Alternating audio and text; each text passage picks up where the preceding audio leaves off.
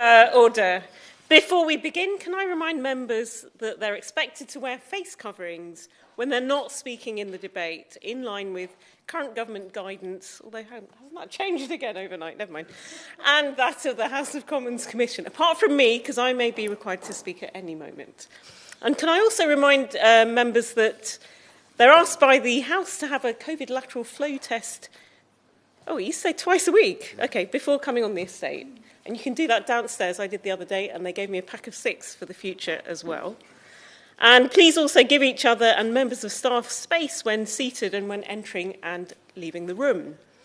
Order, order. I call Chair of the Select Committee, Greg Clark, to move the motion. Thank you very much indeed, Dr. Hook. It is a pleasure to serve under your chairmanship.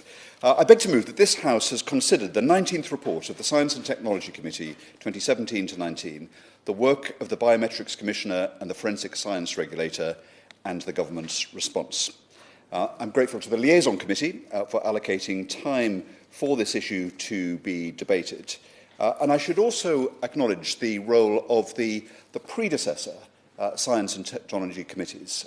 Some members who will speak have served on those predecessor committees, but I want to pay tribute to their assiduity and tenacity in keeping a focus on this, ably assisted by a succession of brilliant clerks that continue to this day in the shape of Mr. Ben Shave, who is one of the clerks that is advising the committee on these matters. The issues covered by my committee and its predecessors are of considerable complexity, but also of great importance. The global value of biometrics is expected to reach £21 billion this year, a 130% increase compared with 2016. The perceived vulnerability of passwords, the growing prevalence of mobile devices with biometric capabilities, and wider advances in computing technologies all point towards biometrics and forensics as playing a greater role in public and private life. In the UK, biometric data obtained via technologies that capture, measure, analyse and process digital representations of our physical or behavioural traits, such as DNA, fingerprints, voice and handwriting, are held by the police on no fewer than 4 separate databases, whilst criminal investigations have long relied on the services of private sector and in-house forensic science laboratories. Now, as I referred to a moment ago, the Science and Technology Committee and its predecessors has published a number of reports on forensic science, specifically in 2011, 2013, 2016, 2018 and 2019, and on biometrics in 2015 and in 2018. Our sister committee in the House of Lords has also undertaken a detailed examination of the use of forensic science in the criminal justice system over the course of almost a year. In 2018, our immediate predecessor committee called on the government to give statutory powers to the Forensic Science Regulator, a recommendation that, thanks to a private member's bill by my fellow Select Committee Chair and a former member of the committee, the Honourable Member for Bristol North West, has now been implemented, and we should place on record our gratitude to his achievement in securing that legislation. We also said that the government should strengthen the auditing of standards of compliance, deliver a planned IT upgrade which would fully implement an automatic custody image deletion system for those not convicted of any crime, and that we should ensure that any wider deployment of facial recognition technology was not to be considered an operational decision for the police, but a matter for Parliament. We said that the treatment of how image databases should be managed and regulated should be subject to similar such scrutiny. Shortly after that 2018 report was published, the government published its biometrics strategy. This committed to enabling, and I quote, a more efficient review and automatic deletion of custody images by linking them to conviction status, more closely replicating the arrangements for fingerprints and DNA. But it did not mention the important matter of the accreditation of police laboratories. In a follow-up report published in 2019, our predecessor committee concluded that concerns remained about the long-term viability of the market for forensic science services and highlighted the significant risk that this posed to the effective functioning of a criminal justice system. Other recurring concerns raised in that report included gaps in the current forensics research and the absence of a mechanism to set clear national research priorities, that there is insufficient oversight on biometric technology, and a lack of scientifically rigorous testing of new biometric technologies. The then committee also expressed worries about the effectiveness and potential bias of facial recognition technologies.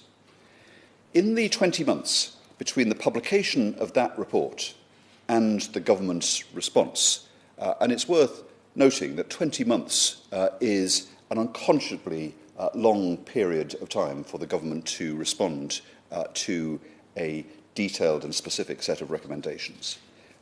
But the passage of the Forensic Science Regulator Act gave the regulator new statutory powers.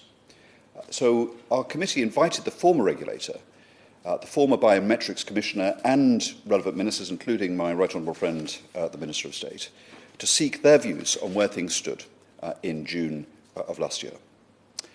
Professor Gillian Tully, the former forensic science regulator, told us at the time of her departure in February 2021, and I quote, "Neither toxicology nor digital forensics had sufficient capacity to meet the current needs of that service." Now, this shortfall in capacity has real-world consequences.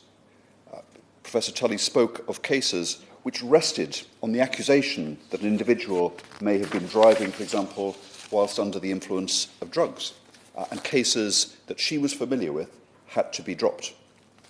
It may not have been a large number, and prioritisation on the part of individual police forces may have also been a factor, but it is nevertheless concerning testimony just when advances in toxicology and forensic science more generally should be playing a greater role in securing convictions. Indeed, I was given to understand from a conversation with a current person with knowledge of the system that we only have 30 qualified toxicologists operating in the United Kingdom, an extraordinary number considering the weight of responsibility that rests on their shoulders. Now, in his appearance before our committee, the Minister, the Right Honourable Member for North West Hampshire, acknowledged that he too was concerned about capacity, and I know this from conversations separately, and he committed to look urgently at how to stimulate more forensic toxicologists to join the profession. So part of the purpose of today's debate is to seek an update from the Minister on how that intention is going and whether that's being translated into practice. On digital forensics, we heard of mobile devices and computers sitting in very long queues for analysis, and that convictions that might otherwise have been made if there was greater integrity to the laboratory accreditation process could have been lost. But concerns don't only relate to forensics, but to biometrics also. Professor Paul Wiles, the former Commissioner for the Retention and Use of Biometric Material, the Biometrics Commissioner, highlighted 4 concerns. Firstly, that the existing framework governing the use of biometrics by our police forces has not kept pace with developments in biometric technologies, and that the government had not responded to domestic and DCHR judgments about the framework. Secondly, that the police, the Home Office, or some combination of the two, were yet to create a proper evidence base for the use of new biometrics, which could complicate the decision-making process around future deployments. Thirdly, that the Home Office had yet to update databases containing both biometric data and more general information relating to offenders, convictions, and arrests. And finally, Professor Wiles argued that biometrics, together with artificial intelligence and large databases, are the technologies that, at least in part, will drive the future social world in which we live, and therefore their use should be considered a key strategic issue across government. And for a government that has made a very signal commitment to improving conviction rates and protecting society, to fail to make use of stunning advances that can help secure convictions and put into jail people from whom society should be protected is a serious omission. Professor Wiles also specified several areas where he thought elected members of Parliament should be the ones to decide what was or was not in the public interest. Facial recognition technology being a case in point. Also the fingerprints that can be used to log on into our phones and the plethora of applications, including voice recognition and gait analysis. Now, I don't want to give the impression that we were told that the use of all of these technologies falls onto the negative side of the register. That's to say that the advances that they comprise are not good for society. That would be the wrong impression. And Professor Wiles highlighted the idea of frictionless airports and their potential for eliminating onerous barrier checks, which have come in response to the terrorism threat of recent years. The advances in technology might allow some relief of that, which would be very much in the public interest. But the point that he and others have made is that the rules need to be clear, that there needs to be a coordinated cross-government approach when it comes to formulating them, and that we should not delay in doing so. And that brings me, Dr. Hook, to the response from the government to our 2019 predecessors report, and indeed the work that's been undertaken since then. I'm sure that my honourable friend, the member for Blakely and Broughton, will come on to this in his contribution to the debate, as will my honourable friend from Glasgow. From my perspective, the key takeaway that I would summarise from our session of the committee questioning the Minister and his colleague, the Minister for Countering Extremism, Baroness Williams, was that while progress has been made, some progress has been made, it really doesn't stand in comparison to the progress that should be made and the opportunities to protect society from the advances in technology that are available. It was very clear to me from the session that we held that these outstanding issues need to be addressed and the pace of action needs to be accelerated. There are several areas that will require scrutiny in the weeks and months ahead. We know that as of July 2021, 16 of the 43 police forces in England and Wales had joined the Forensic Capability Network, the FCN, although the government does anticipate that that number will have risen by the time powers in the Forensic Science Regulator Act are fully taken up by the new regulator. I would be grateful if the Minister could update us on what the current figure is for the number of forces that have joined the Forensic Capability Network. On a related point, we remain concerned that without data on accreditation and compliance, without the disclosure of that data, the Home Office will not be able to evaluate the success of the Forensics Capability Network or the Transforming Forensics programme that was launched in 2017. I'd be grateful if the Minister, in his response, could update us on the government's plans for measuring the success of the new regime in driving accreditation and compliance, and whether the case for a single system of accreditation for both police and private laboratories has been considered. The government has been encouraged, the government has encouraged some collective decision-making through these two initiatives. But in our June 2021 session, Professor Tully suggested that attempts to work through persuasion rather than any form of mandate have now run their course. She stated very clearly that there are some areas in which there should be national decision-making, even if it comes to reversing some decisions that may have been taken by previous ministers and previous administrations, whatever good faith and optimism they vested in those decisions at the time. However, the government's confirmed that there are no plans to establish a new decision-making body specifically for forensic science, citing ongoing work taking place in the Home Office and UK Research and Innovation as the better avenue for determining future priorities and ensuring that capacity grows. I'd be grateful for an update from the Minister on this work and what might persuade the government to revisit the muscularity of the approach that the Home Office is taking to this important matter.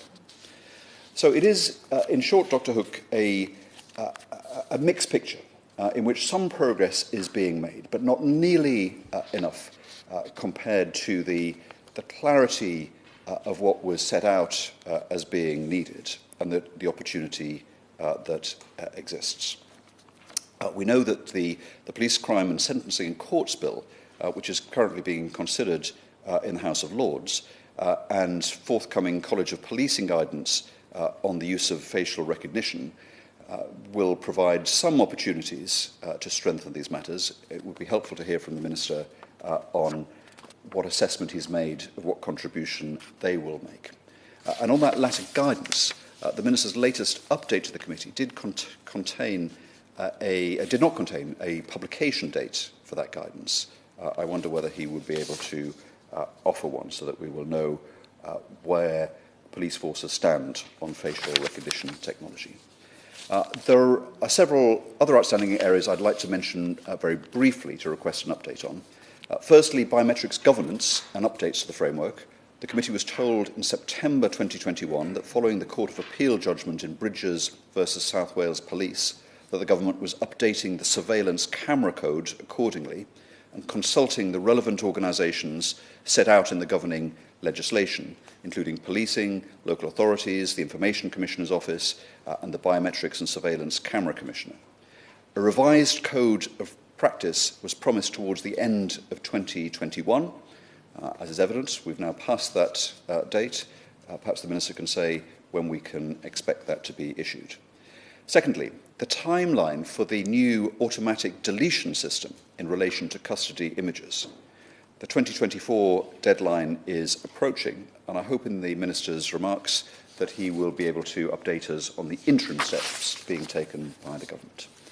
Thirdly, the custody image review, which has been absorbed into the wider piece of work to implement this government's manifesto commitment to empower the police to use these new technologies, like biometrics, including facial images, within a strict legal framework. Can the Minister confirm what progress is being made on delivering against that manifesto commitment? I mentioned, Dr. Hook, earlier that the Science and Technology Committee first examined these complex questions in 2011. More than a decade on, our interest in them is undiminished, and indeed the developments in technology that we see cause us to commit to taking a close interest in the responses of the Minister today and in the months and years ahead. And I urge the Government to have the same sense of determination and purpose to achieve the breakthrough in police practice and regulation that the technologies allow. Dr. Hook, I beg to move the motion. The question is that this House has considered the 19th report of the Science and Technology Committee, the work of the Biometrics Commissioner and the Forensic Science Regulator, and the government response. Graham Stringer. Thank you, Dr. Hook. It's a pleasure to serve under your chairship, as it's a pleasure to serve on the Science and Technology Committee under the chairship of the previous honourable member who spoke, and I would associate myself with all the questions and the general points that he made, with one exception, that the history of the Science and Technology Committee and its predecessors looking at forensic science goes back even further. The first report was written before I've been on the committee a long time. It was before I was a member of the committee. The first report, called Forensic Science on Trial, was published on the 29th of March 2005. And the issues my honourable friend referred to and are repeated in the number of committees. These are not my speaking notes, Dr. Hook. They are not quite all the reports that have been produced on this issue, and the responses of the government. The Forensic Science on Trial went through the even longer history of forensic science, and it's interesting and relevant about how the Home Office has responded over time, both to the changing science, because science and the ability to examine crime scenes and get information out has changed enormously over that time. It's only 1988 since DNA was used to lead to the conviction of the double murderer Colin Pitchfork. And in that time, DNA is used thousands of times in many different crime scenes. What was worrying the committee then was that there'd been big changes. If one went back to the early 90s, police forces went along to people who did forensic science, and there was no cost to the police force at that time. They just asked for an analysis of things from the crime scene, and they got it with no cost to themselves. When the Home Secretary, now the Noble Lord Blunkett, was Home Secretary, he thought that there should be a more commercial relationship between the Forensic Science Service and the police force, and thought that the Forensic Science Service should be moved into a public-private partnership body. The Science and Technology Committee looked at it and said there would be things lost if the Forensic Science Service was changed that way. There was a lot of evidence taken, and if I could summarise that report, which I've just read again, they said the evidence wasn't there to do that. Nevertheless, when we got to after the general election in 2010, the new government, the coalition government, looked at the funding of the Forensic Science Service and said that it was losing £2 million a month and that things would have to change. And that there was a real possibility that because we were world leaders in forensic science as a country and the Forensic Science Service, we maybe could sell our services internationally and make money from it. Again, the committee looked at it and said the case wasn't made. The case wasn't made because the statistics that claimed the cost was £2 million a month was based on false information. The laboratory at Chorley had already been closed. The people working across Lambeth Bridge in the Forensic Science Service were very worried about their future, but certainly the committee wasn't convinced that the changes should be made. And I will say this at this point, just in case it's mistaken. Labour government took some of the original decisions to change the Forensic Science Service. The coalition government made a number of changes, and the Conservative government have made further changes. I don't see this as a party political matter at all.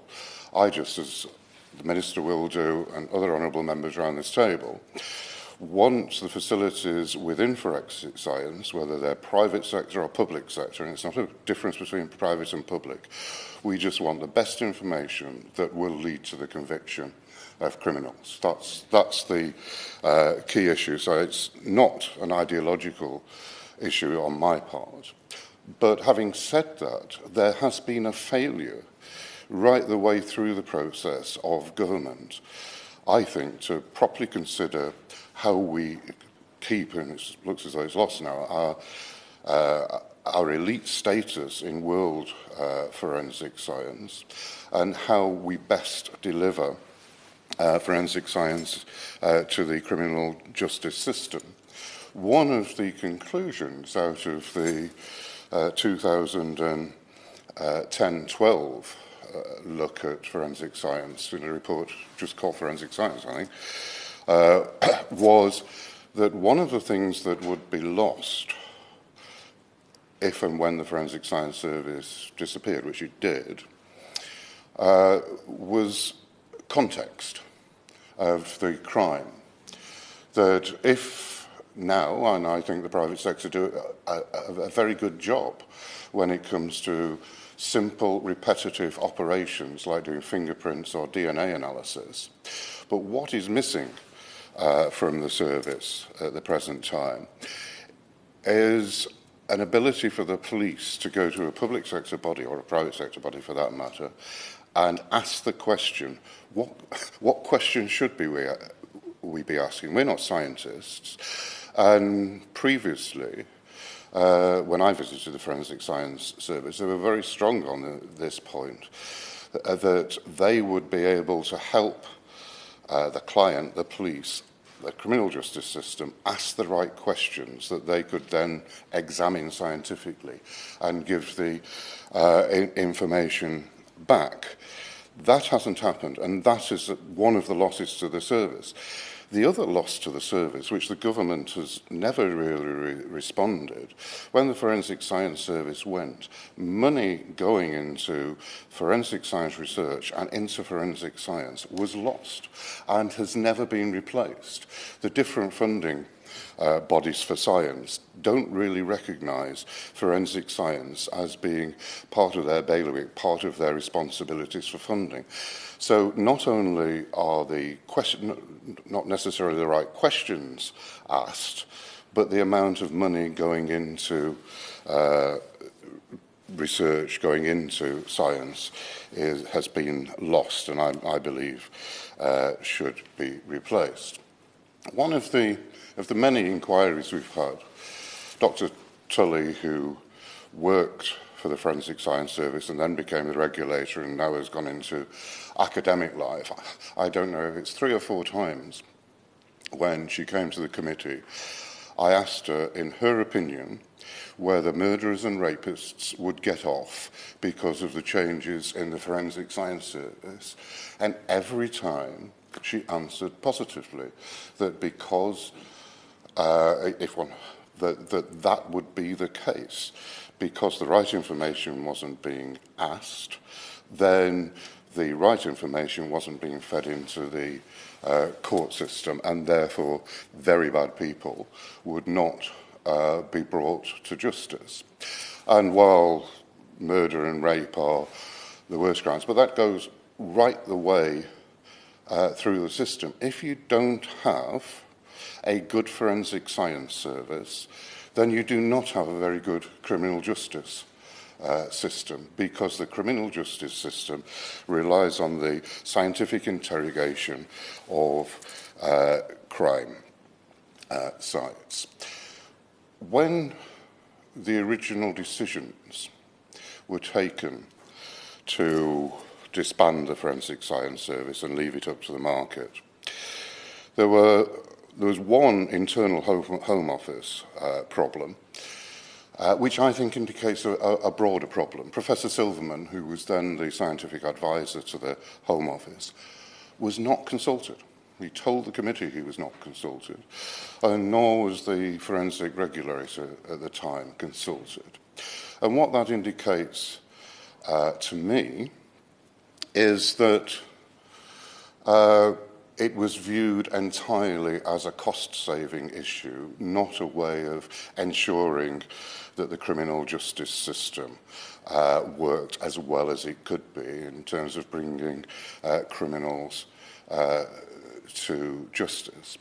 The other side, that the committee then, in every report I think is written to the latest one, because when the Forensic Science Service was effectively disbanded, then we're all relying on the market to work.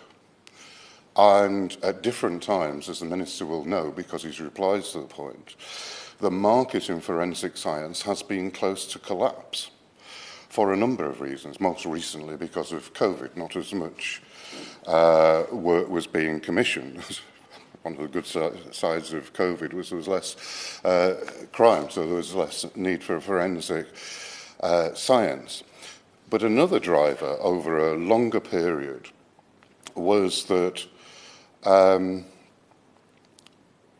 the police were taking a lot of forensic sciences in-house to save money, and they were not only saving money, they were using non-ISO accredited systems to do that, which means that you're losing the good forensic science service and replacing it something that has not got accreditation, which makes it more challengeable when you get into court.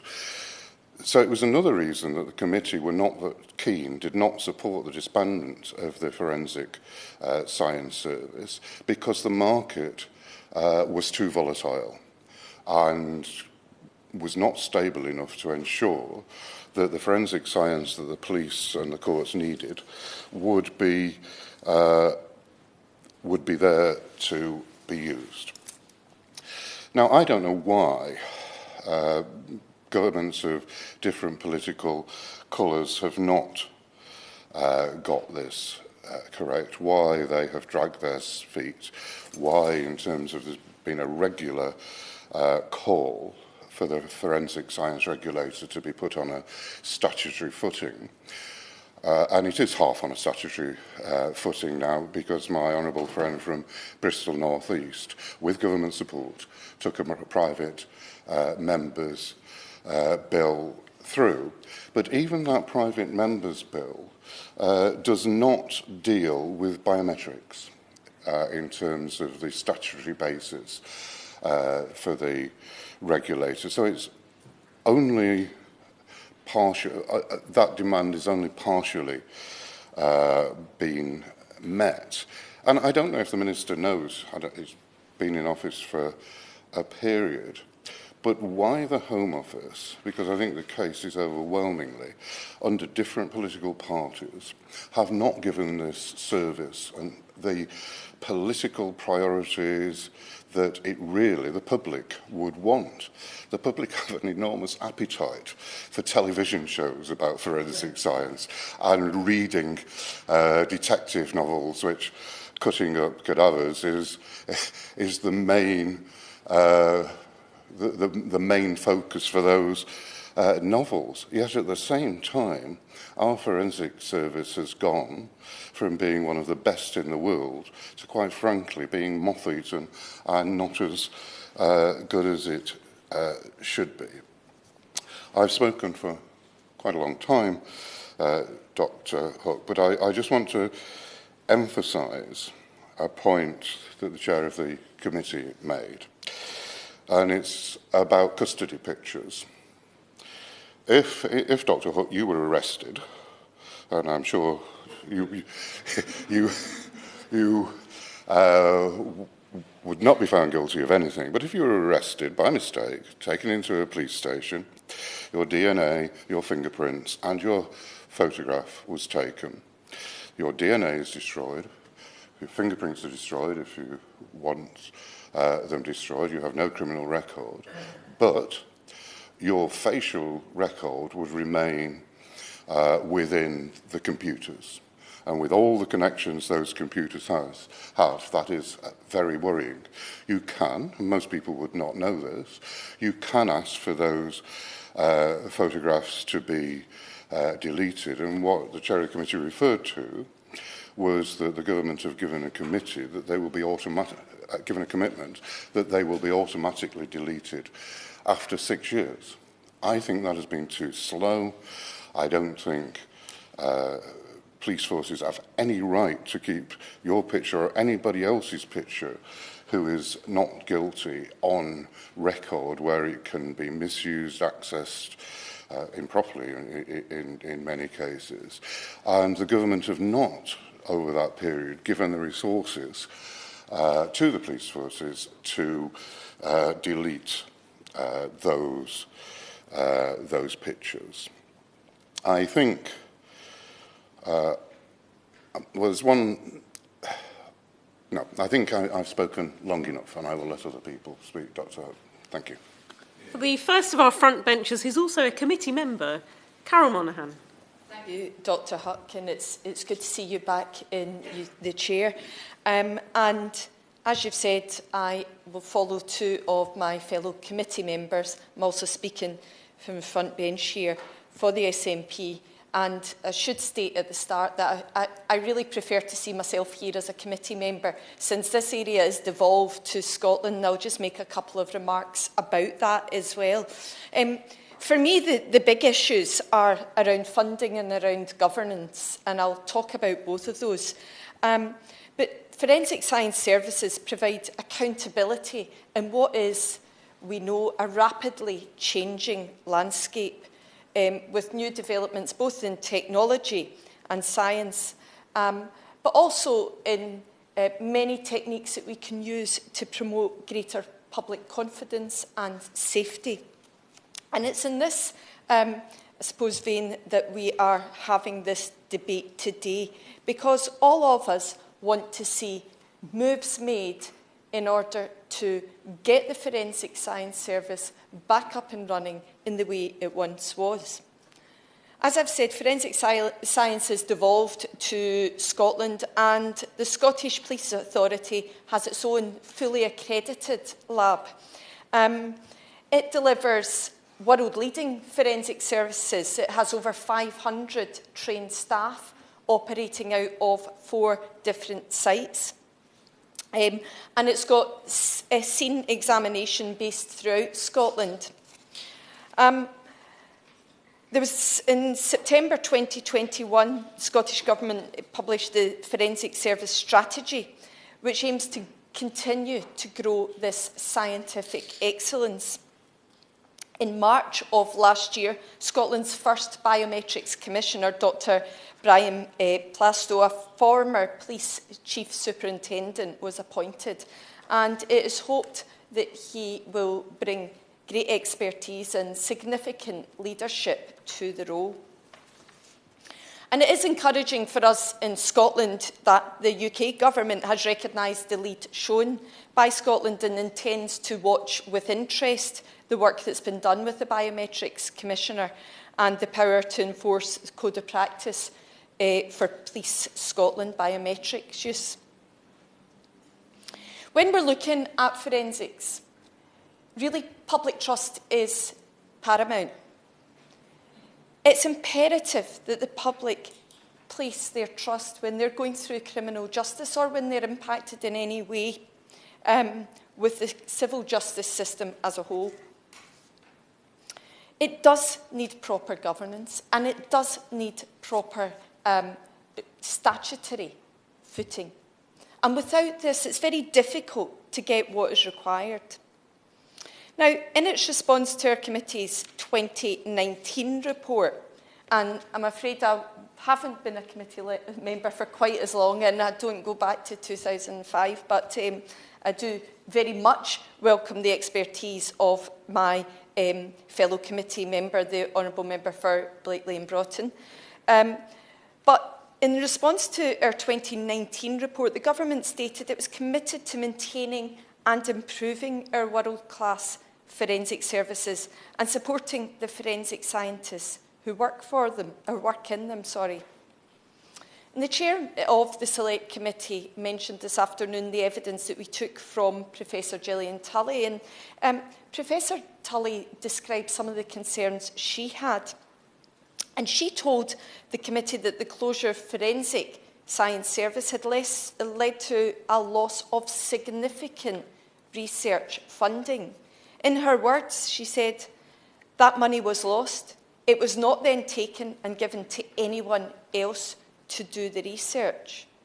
And the Honourable Member for Blakely and Broughton has mentioned that in detail today. That money has been gone for a number of years, and with it, expertise is dwindling and diminishing. And the Chair has mentioned that we only have 30 toxicologists, which should cause all of us some concerns. The government's response to our questions on this has been disappointing and at times repetitive. The government has said in their response that they fully agree that funding for forensic research is vital, but that it must come with a full understanding of the research landscape. They've talked about a guidance document that will be hosted by UKRI and made publicly available, enabling the forensic science research community to identify suitable funding routes. Now, as Professor Tully has said, the funding went and wasn't replaced. And the government's response should be more robust than simply, we'll provide the means by which people can apply for funding. Because expertise in forensic science doesn't just mean expertise in forensic science. What they're saying is they also need to have expertise in writing funding applications. And if that's been gone for a long time, it's very difficult to get that back. We know from the work that we do with research institutions and private research bodies that they have people dedicated to writing these research applications and funding applications. Now, if this is a service that is on its knees, has not had that injection of funding, we're asking them to dedicate more of their energy and resources to apply for funding that, quite frankly, should be directed to them now without further delay. So it would be good to hear some words on that from the Minister this afternoon. We know that science funding is important. My honourable colleague from Blakely and Broughton talked about us no longer being a world leader. I would like to think that Scotland still retains some of that expertise, but his point is well made. Because without the funding, without the ability not just to research, but also to train up new people in the techniques that are currently being used, it becomes very difficult to operate in the circumstances that they've been asked to do so. I'll mention briefly the laboratory accreditation, which the Chair of the Select Committee has mentioned already, and he's mentioned that 16 forces have already signed up to that, which is, I suppose, a good start. But we do need more data on this. We need to know when other forces are signing up to the Forensic Science Regulators code. We need to know when they're signing up and why they're not signing up if they're not. So information on that would be helpful. But I suppose one of the areas that causes the public most concern is the idea of how their biometrics and images are managed. And there is a lot of work that the government needs to do in this. It is concerning that the government is not moving to a system where custody images or other biometric information is deleted automatically and at the point where no charges are brought to bear. The government has reiterated its position that individuals can request to have that information deleted. That makes the assumption that members of the public know that they can make that request and know that their images are still being held or have been captured. And I think there's been a lot of discussion about this, because custody images, if Dr. Huck, you are so unfortunate as to be taken into custody and your images are captured, you might know following this debate that you have the right to ask for them to be deleted. But do we know what other images are being kept? In fact, a piece of evidence we took probably in a predecessor committee report was talking about the number of images that were held on databases that were not custody images. These were other images. And I would like to know, I mean, my two daughters went on a climate action march during COP26. And I would like to know if their images were captured and whether they would be held. I appreciate that I'm talking about Scotland, a devolved issue, but if the march were here, what is happening with those images? And of course, we know there are other, the right to protest, the right to march is and demonstrates fundamental to democracy. People should be able to do that without their images both being captured and being retained. So public confidence depends on clarity and full disclosure on how these images are used and other biometric information is used. That's why there is a real strong need for the regulator. The Honourable Member for Bristol North East, of course, his bill has put that into practice, and that is really helpful. But we need to see the action on that.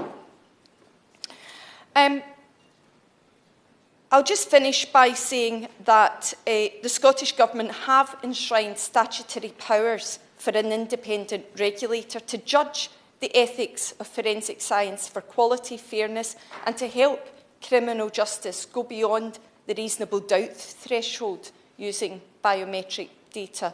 And it'd be good to see the UK government, if they are truly watching with interest, to see the steps that they're taking. I do appreciate that Scotland is a much smaller entity, probably easier to manage than what the Minister is dealing with. However, if there are lessons to be learned, I hope he can learn them and start putting into practice some of the recommendations of these committee reports. Sarah Jones. Thank you, Dr. Huck. It's a pleasure to serve under your chairship. And I congratulate the honourable members for securing this debate. Can I congratulate the Right Honourable Member for Tunbridge Wells on a very elegant critique of government progress and such a comprehensive list of questions about missed deadlines and the like, which I look forward to the Minister responding to. And I also want to share his thanks to other members of the committee and to the clerks for all the work that has been done through the Science and Technology Committee, which has, as indeed he listed, the number of times this has been looked at and the proper and serious work that has been undertaken. I listened with interest to my honourable friend, the member for Blakeney and Broughton, talking about the history of how we got to where we are, and how I don't think any of us here will be looking at this through the eyes of ideology about what should be private and what should be public. We're looking at it through the eyes of what would be most effective. And as the member for Glasgow North West said in her contribution about funding and governance, we should have an ambition that we should be world leaders in this space, and that should be what we're all striving towards.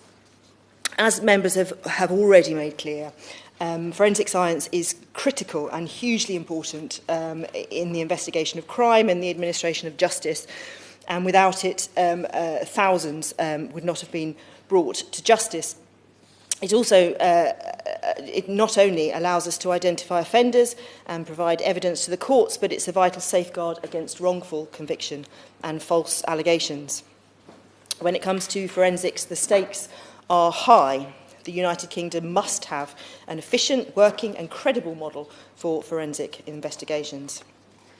As other members have, I welcome very much the Act introduced by my friend, the member for North West Bristol, who I pay tribute to for his hard work and commitment in delivering his private members' bill. But of course, it hasn't been yet fully implemented. He asked the Minister a written parliamentary question on the 5th of January, and the Minister gave as soon as possible as his answer, and I would appreciate whether there's some kind of timescale to go with that. Considering in addition that it took the government nearly 20 months to respond to the committee's report, members on this side of the House cannot be very confident that the government is committed or willing to prioritise these important issues. As we know, one of the major issues affecting forensic science is the market and the availability of services. It's vital that the government ensures there's capacity, sustainable capacity, to meet the needs of the whole criminal justice system. The market doesn't work as it currently runs. Private providers come in and out, some collapse, leading to delays and confusion as they pass on their work. New recruits aren't trained properly, funding is unclear and unequal, increased pressure leads to falling standards, errors and potentially to miscarriages of justice. The police need costs to be as low as possible because their budgets have been cut, and everyone is having to make difficult decisions in a volatile and unsustainable market. Such fragmentation of the sector does not just provide a regulatory headache, it has real-world impacts. This lack of certainty leads to criminal cases being put in jeopardy and emergency funding needing to be provided. Redundancies in the sector are also an issue, and it's vital that the criminal justice system in this country has the power to retain the very best scientists. Forensics are, as has already been mentioned, time-specific, time-sensitive. Courts rely on toxicology reports to determine whether an individual was driving under the influence of drugs or alcohol, but cannot receive a report in the statutory time limit if it hasn't been done. And it cannot be right that charges are dropped because of a forensics problem. It's also the case that police forces are sometimes forced to ration and prioritise which cases they send to forensics. Forensics work must be done in a timely manner. Take digital forensics. We know that rape victims, really vulnerable people, might have their phones confiscated for months or even years in the worst instances while waiting for a forensics team to download and analyse their data. In the end-to-end rape review, the government committed to leaving no victim without a phone for more than 24 hours in any circumstances. It would be good to understand a bit more about the progress towards that goal, particularly with the rape charge rate at such a shocking 1.4%. Similarly pressing is the issues of oversight and of accreditation. Accreditation, as we've heard, provides an independent, impartial confirmation of technical competence. Accreditation, Dr. Huck, surely forms an unavoidable plank in the plan to ensure public confidence in forensic science and the criminal justice system more widely. The importance of accreditation and compliance is indicated by the Randox case, which called into question the integrity of the laboratory's toxicology results and impacted 10,000 criminal cases. It was estimated that the retesting of these samples might take between 2 and 3 years, and even then, the degradation of samples would have rendered retesting pointless. Randox did not have additional accreditation to the codes of practice and conduct for forensic science providers and practitioners in the criminal justice system. The 2021 Act required a regulator to prepare a code of practice for forensic activities, which each forensic unit will have to comply with. It also included deadlines for units to achieve accreditation. But as long ago as 2011, as has been mentioned, the committee have called for statutory powers to enforce compliance with proper standards. These are yet to be introduced. The committee called for a prohibition on the police using non-accredited laboratories to be included in the 2021 bill, as well as the mandate that all in-house police labs should be accredited within a year. The Minister disagreed, suggesting that these clauses would detract from the independence of the regulator. Seems to me that such regulations are critical and might speak to some of the most concerning areas within the forensic sphere. Regulation would ensure compliance with standards and deal with the fragmentary market. It would help solve the serious delays in digital forensics, which the Minister himself says remains a concern. A field now more important than ever, given the increasingly online nature of crime. Computer misuse has increased by 85%, hacking is up by 165%, and 90% of cases now have a digital aspect. Recent evidence by Professor Tully shows that deadlines on accreditation of police laboratories continue to be missed. It seems impossible that the proposed October 2022 deadline for all forces to achieve accreditation on all sites will be met. The current situation sees victims relying on the forensic system, which is not properly regulated, and reliant on a regulator with no proper enforcement powers. Time and time again, the story seems to be of a government not listening to the advice of experts, including that of the Science and Technology Committee. At a time when just 6.5% of all crimes lead to a prosecution and the charge rate has halved and 1.3 million victims walked away from an investigation last year, public confidence in the justice system is at rock bottom and there can be no excuses. Government says that tackling crime is a priority. It must put its money where its mouth is and stop the delays. The use of biometrics has become an increasingly important and contentious issue and is only growing more so. Whilst the member for Bristol North West attempted to include clauses relating to biometrics in his private member's bill, the government refused to support them and they were removed. With new biometric systems being developed more rapidly than the police are able to keep up, it's vital that the government develop a proper evidence base for the use of these new technologies. In his evidence to the Select Committee, Professor Wiles noted the continuing failure of the Home Office to update the crucial databases that hold both biometric data and general information about offenders, convictions, arrests and such like. The current legislation covering biometrics is a complicated patchwork quilt of acts, difficult both to grasp and to follow. We are clear that this proper fit-for-purpose regulation is needed. As in the forensics field, the stakes are high. It is crucial that the use of biometrics, undoubtedly powerful tools, does not infringe on civil liberties. Despite repeated assurances, the government has still not delivered an automatic deletion system for custody images, as we've heard, of unconvicted individuals whose data remains stored in a database. This is very worrying and, as the Biometrics Commissioner put it, unlawful. It cannot be right that an unconvicted individual, as we've talked about, will have to apply to have images of themselves deleted.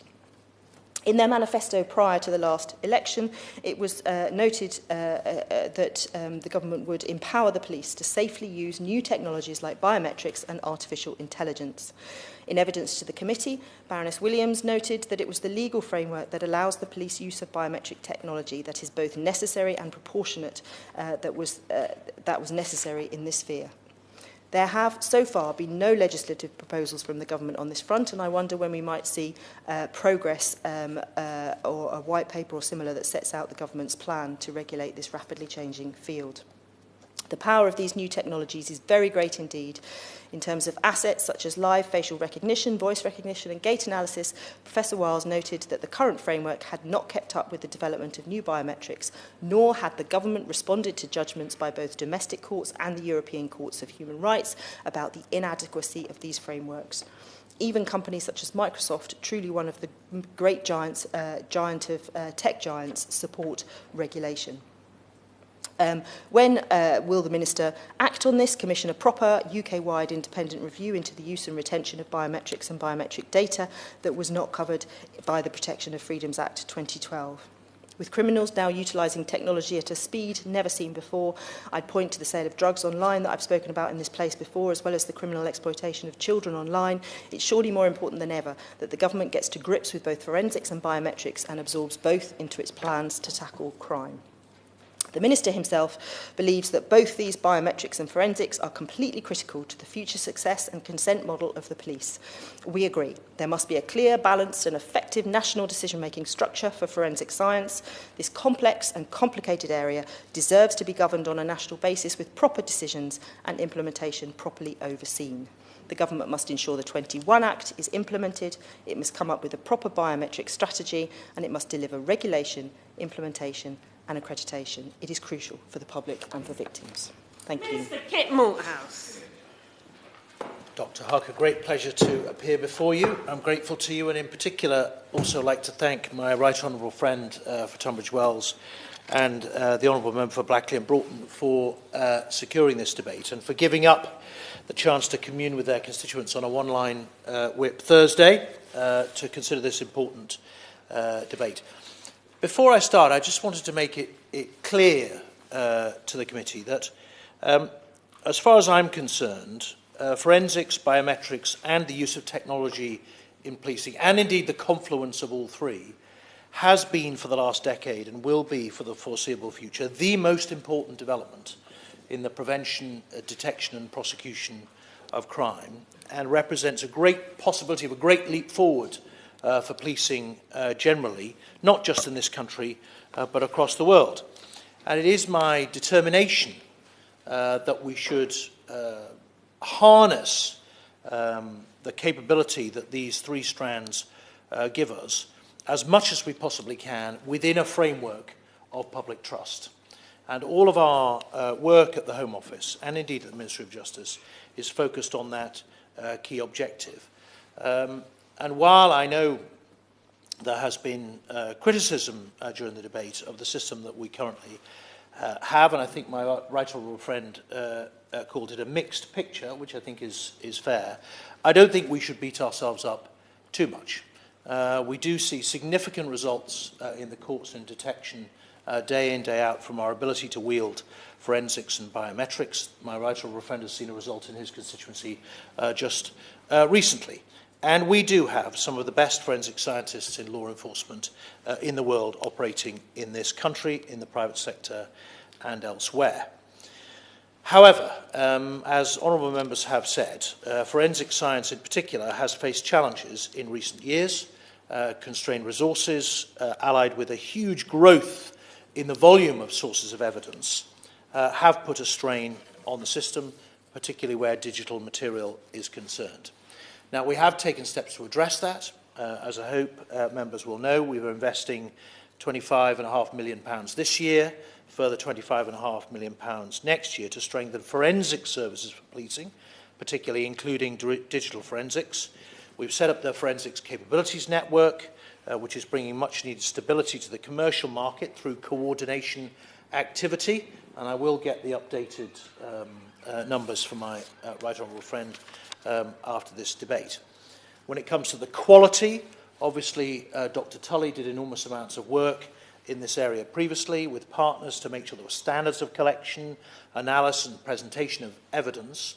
But the members here are quite right to push for more, and that's why we were so pleased to support the bill that's recently gone through to put the regulator on a statutory footing. Indeed, at the second attempt, while the Honourable Member for Bristol West was successful this time, the Honourable Member for Bolton West had a go in the last session. Unfortunately, the bill fell before the end of the term. It has been a long-term objective of ours to get the regulator onto a statutory footing so that her or his standards could be enforceable.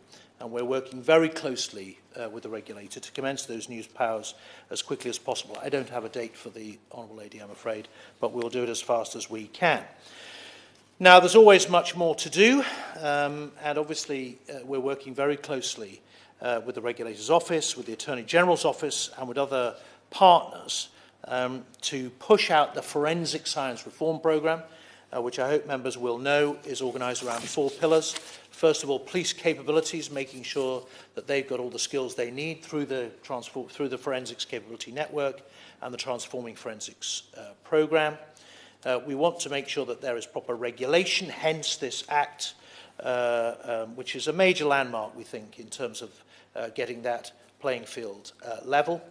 But also through the bill that's going through the Lords, Police Crime Sentencing and Courts Bill, where we're strengthening the law on consistent approach, for example, for requesting information from phones and other electronic devices, and that in all cases requests of victims and witnesses are necessary, proportionate, and only made as a last resort. Guidance on those will appear quite soon. Amongst other things, this code is going to address how information may be obtained using other less obtrusive means and how to ensure agreement is freely given and device users' rights are understood. And it's a good example, I think, of the way we have to address specific developments in forensics within an overall framework of regulation and public trust. It's one of our priorities to make sure that law enforcement has access to all the evidence necessary for its investigations and to put those criminals who need to be behind bars. And so we will also look at the legal framework for suspects to make sure it stands the test of time and enables timely, thorough and fair investigations. The third pillar of our strategy is around criminal justice system capabilities. And we have now developed a model to measure the impacts that forensic disciplines can have on investigation and prosecution of crime throughout the criminal justice system to make sure that that evidence is fairly and properly presented in court and that it's robust and, crucially, presented properly to the court's practitioners. That strand of work also will increase the transparency of expert witnesses' credentials and ensure that defendants have equal access to those experts. The Crown Prosecution Service, the Judicial Office, again with other partners, are also helping to oversee and deliver that important strand of work. And I'd be happy to provide my right honourable friend with more information on that as he requested. And then the fourth pillar, of course, is research and development. We want to make sure that we are ahead of the game on developments in forensics in particular, making sure that we direct our research and our capabilities towards those strands of work where we believe there'll be most value for policing, and to make sure that, perhaps as we have been in the past, we are not constantly playing catch-up with new technology. For example, we have work underway to enable crime scene investigators to capture fingerprints digitally at the scene and then transmit them instantly to where they're needed, as well as research into innovative ways to locate and recover microscopic body fluids, advancements in DNA techniques, and the role forensic intelligence plays in high-harm crimes such as county lines, gangs, and drug violence. In addition, Transforming Forensics and the FCN held a Research and Innovation Festival week in 2021 with significant policing and industry engagement. Guidance for research development stakeholders to access funding opportunities has been produced, and discussions with UKRI to identify options for future dedicated funding for forensic science needs are ongoing. Taken with the legislation to give the Forensic Science Regulator those statutory powers, I hope that reform programme represents a joined-up and a concerted effort to address the issues facing forensic science in England and Wales. As I said earlier, we absolutely recognise the critical importance that forensics plays in the criminal justice system, and will continue to work closely with the sector and other relevant partners to drive progress across these disciplines. Now, on biometrics, the police use of biometrics like DNA and fingerprints, play a huge part in protecting the public. Last year, DNA linked over 21,000 people to crimes, including 588 relating to murders and 491 to rapes. But biometrics, Dr. HOC, is not without its challenges, and a number of members have raised the challenge of facial recognition.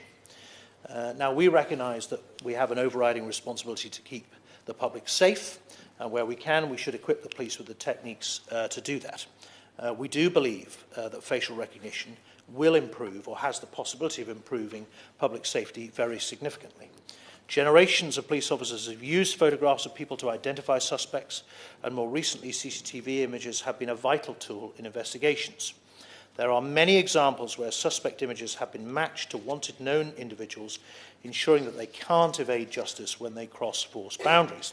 What is changing is the ability to use computers to match images with increasing confidence and at speed, as well as combining technologies like surveillance cameras and facial recognition to greater effect. As I hope honourable members will know, live facial recognition trials have produced a significant number of arrests, up to 70 now, one for a double count of rape, robbery and violence, false imprisonment, breach of non-molestation orders and assaults on the police. My favourite story is a story at a concert of a particular rock band in Cardiff, which had been plagued by dippers, pickpockets and others, stealing phones and wallets. The advertising of the facial recognition being used at that concert and notified meant that the number of offences fell to 0. South Wales Police in particular, who've been in the forefront of adopting this technology, produce about 100 identifications a month through retrospective facial recognition, reducing identification time from 14 days to sometimes just a matter of hours, which is obviously critical, Dr. HOC, when a dangerous criminal is at large. Now, there is by all means. Thank the Minister for his comments. The problem is not, the issue is not the use of these images. I think we all understand the importance of using these images. The issue is the long-term storage of the images, and that's where people start having some difficulties with it. Yes, so I'm going to come on to that in a moment, but I just wanted to address this question of a legal framework. There is obviously already a comprehensive legal framework around the operation of this technology that has, as members will know, been tested through the courts. While there are broad common law powers that the police have around the detection and investigation of crimes, including the use of technology, there are other bits of interlocking legislation which need to be borne in mind. Obviously PACE, the Human Rights Act, the Equality Act, and indeed data protection legislation, all of which gives a framework in which the police must operate. They are obviously also subject to regulation through the Information Commissioner's Office on the retention and the use of data, and a range of oversight bodies. Happily, some external, some internal. A number of forces, as you will know, have ethics panels, for example, who are looking at the use of this technology. I would point members who are interested to an appearance that I undertook last week in front of the House of Lords Joint Committee on Home Affairs and Justice, who are looking at exactly this issue of the ethics and regulatory regime around the use of biometrics in particular. We also, Dr. HOC, helped the police to appoint a chief scientific advisor, and forces have access to further support from their own ethics committees, as I said, the Police Digital Service, the College of Policing, and others. We've been working with the police to clarify the circumstances in which they can use live facial recognition and the categories of people they can look for, and the College of Policing will be publishing national guidance soon, I am told. A word that I've come to love in this job. Soon, soonish, shortly. It is an important part of our democratic process that people can raise and debate legitimate concerns about police use of new technologies, of course, including here in Parliament. And legal challenges can be made in the courts, as the honourable member referred to in Bridges and South Wales as an example. Now, in terms of custody images, obviously I know members will recognise the importance of the police holding a bank of custody images for the potential identification of suspects and often witnesses. But it is important that the public understand their rights in relation to biometric data of all kinds that is held on them, and in particular on their images. Last year, the National Police Chief Council established a new working group to develop further guidance on the retention of these custody images. Through this group, the Home Office has worked with the police to issue new guidance stressing that people have the right to request deletion of their custody images. The police will communicate this guidance through various means to complement the existing information that's already available online and elsewhere. However, it does remain the government's ambition to deliver an automatic deletion system for these images. We hope to do that during this Parliament, and I'd be happy to supply the committee with more details when I have them in due course. Grateful to the Minister. And I don't disagree with anything he's saying, but wouldn't it be easier if when people are taken into the custody suite after arrest, there was just a simple sign next to the camera when they have their photograph taken saying, if you're found not guilty or you're not guilty or the charge isn't sustained, you have the right to have these images deleted? Well, I certainly think it would be a good idea to provide them with that information at as early an opportunity as we can. Whether that moment of particular stress is the time at which they'll be reading a notice on the wall or not, I'd have to have a think about. But it would be possible, would it not, should be possible to provide them with that information as they exit the police station, having been released, no further action. Now, that doesn't suppose necessarily that they're not going to be subject to further investigation at that point. But they can at least be informed of their right to request the deletion. Whether the police force complies with it will depend on other factors. Do you want to, I thought you wanted to intervene again. Now, Dr. Huck, I did tell the committee last June that we would make an announcement about further reforms to empower the police to use technologies while maintaining public trust. As I outlined earlier, there is, we believe, a comprehensive legal framework and a range of regulatory and oversight bodies in place, but we're always seeking improvements. We've already appointed one person to carry out the previously part-time roles of the Biometrics and Surveillance Camera Commissioners to reflect the increasing convergence between those technologies. The Department for Digital Culture, Media and Sport consulted last year on further consolidating biometrics oversight arrangements, recognised that the current arrangements are complex and confusing for the police and public alike, and that it potentially inhibits confident adoption of new technologies. We've also consulted on a power to create a code of practice to set out the principles for police adoption of new technologies like biometrics to ensure greater consistency while maintaining the flexibility to allow the law to keep up with rapidly developing technology. And we will respond to this in the DCRS consultation in the spring. Now, Dr. Huck, as I hope I've outlined, A, the government recognises Honourable Member's aspiration that this should be a critical stream of work for the Home Office and policing more generally.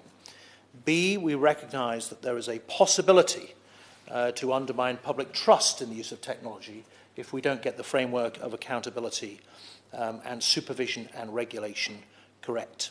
C, that for these technologies to be successful, they need to be successful in court, and that requires standardisation and quality.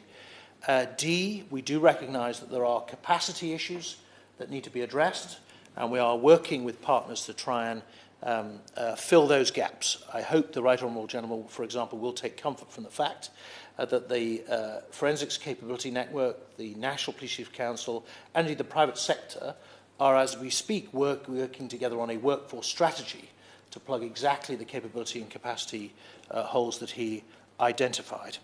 But finally, that, as I said right at the start of my remarks, we do believe that the use of forensics, biometrics, and technology together, as they converge, holds out an enormous prospect for a great leap forward in our collective safety in this country, not just in the prosecution of crime, but also in the prevention. Because the critical thing to remember about fighting crime, Dr. Huck, is that the greatest deterrent to any crime being committed is the perception of the likelihood of being caught by the person who would otherwise do it. And the better we get at catching them, and the better we get at putting them behind bars, the less likely they are to offend. Greg Clark to wind up. Thank you very much indeed, Dr. Hook, and thank you for chairing this important debate. I hope that the contemplation by members of your prospective arrest has not given you too much source of alarm, but God forbid that should happen. At least you know your rights about custody images as a result of this. Can I thank the Minister for his response and my colleagues for joining in the debate. Perhaps I can just emphasise 3 points to the Minister. The first is this. I was very pleased that he recognised the importance of technology for the future. And I would go further and say he is a serious individual. He has a long record as Deputy Mayor of London, responsible for policing. I know that he means to make a difference to reducing crime and to protecting victims. Of all the things that he can do in his office, getting this right could have the greatest impact, not only on detecting crimes, securing convictions, but also, as he pointed out in his example from South Wales, of preventing crime in the first place. So I hope he will give this the immediate priority that I think is necessary. And as my honourable friend for Blakely and Broughton said, not to be hidebound by some of the decisions taken in the past, but to approach this in a way that is without prejudice. The second is this, and my honourable friend for Glasgow North West made this point, as my honourable friend from Manchester did as well, about funding. The integrated review emphasised that our ambition in the world is to be a leading figure in science and to deploy that to drive our national influence.